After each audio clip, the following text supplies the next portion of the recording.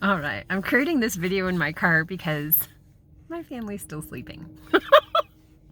Anyhow, I wanted to share with you 5 things. I'm all about the 5 trip these days, like 5 things that I have learned on my ADD.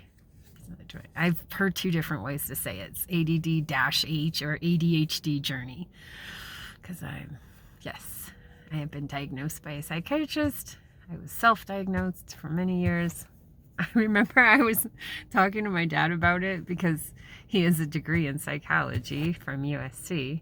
And I said to him, I think I have ADD. And he said, do you want to have ADD?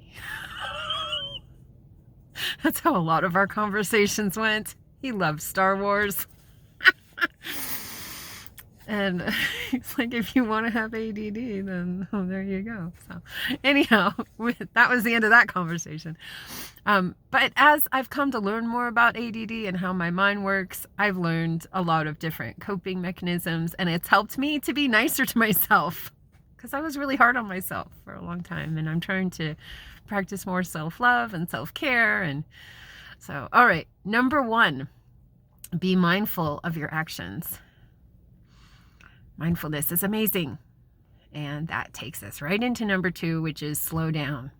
I know this is like an epiphany for me because my dad was in the military and he was like, 5-minute showers, ready, go. So slowing down has helped me realize that my internal clock, 90% of the time, is the only thing that's making me rush.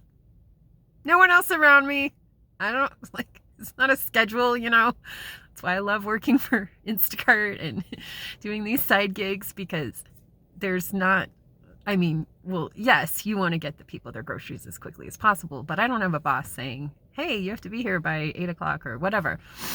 Anyhow, since I've slowed down, it's been a lot easier for me to get through my day and just take a deep breath and practice self-love and give myself time. Number 3 is plan one day ahead.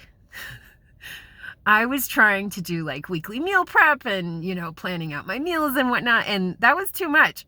So I'm allowing myself the freedom to only plan one day ahead. And planning that one day ahead has made a huge impact on my life.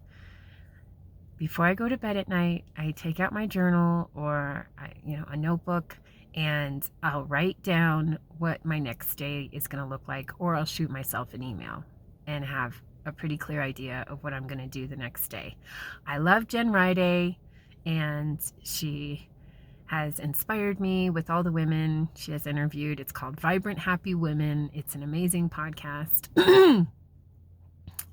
And I don't know if you guys can comment yet on YouTube, but I will put her link below because phenomenal speaker. I just love listening to her. So that was number 3. Number 4 is exercise. Mindfulness and meditation. Exercise kind of ties into it. I love yoga, slowing down, being more self-aware of your body, and just trying to come up with ways that you can bring more endorphins into your body. We haven't used this term since the late 80s or early 90s, but I'm basically straight edge. I don't like to, drink alcohol or use any extra substances, including prescriptions from a doctor. I went and saw a sleep doctor and he put me on benzos. Thankfully, I was seeing a psychologist and showed him the prescription, and he was like, don't take those, because I didn't know what a benzo was. I was like, oh, this is not good. So, side note. Anyhow, number 5. So number 4 was exercise. I love yoga and swimming. Just grounding yourself with water. Phenomenal experience. Number 5 is Let me try and remember. Let's see. It links to the exercise, and it kind of ties everything together. It has to do with the endorphins, your diet. Just be mindful of your experiences in life. Practice self-awareness, and you'll get more in tune with your body and be able to tell what your body needs, where you're at, how you're feeling. And so number 5 is endorphins. Exercise, brings the endorphins. Food brings the endorphins. And, I'm struggling right now with weight management and just kind of my lifestyle when it comes to eating. And endorphins also come from food. And so I may be straight edge as far as, the chemical stuff, all that stuff on the side, but I have a lifelong struggle with food. Well, I should clarify, it's been since I had my first baby. I was almost 19. I was a young mom. So anyhow, see, ADD. I'm just going off on all these different little stories. I hope you guys all have a wonderful Wednesday, and thank you for watching my video. Please feel free. Oh, my son, my 10-year-old son, he's just turned 10 today.